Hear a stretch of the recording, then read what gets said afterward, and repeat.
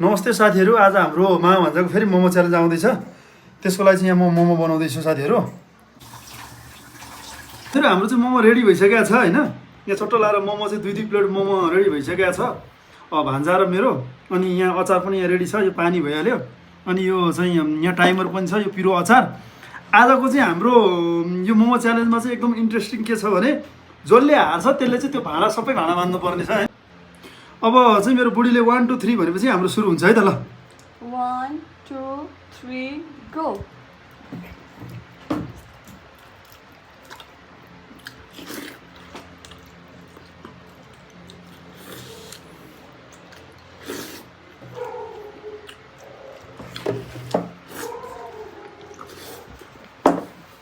हातैले गमका गम दिइराख्नु भएको छ उहाँहरू।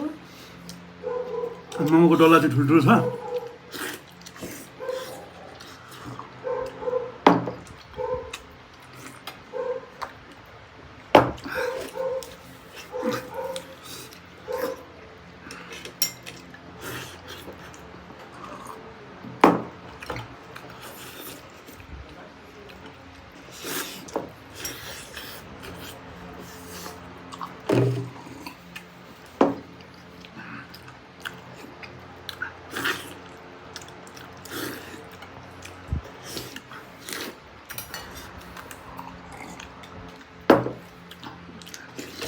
एक मिनट गयो है, टाइमर चलिरहेछ।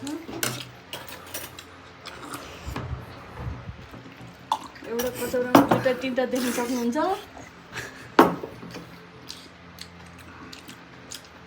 अड्केला है, अड्केला।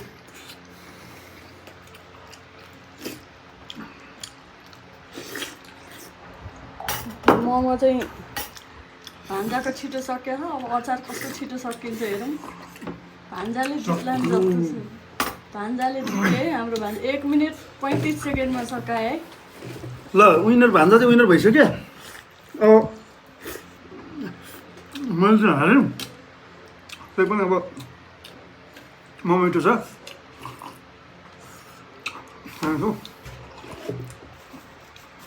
भाँडा माझ्ने पालो आएको छ है। अब भाँडा माझ्ने अब मान्नै पऱ्यो। अब किनभने च्यालेन्ज गरेपछि अब म चाहिँ भाँडा माझ्छु।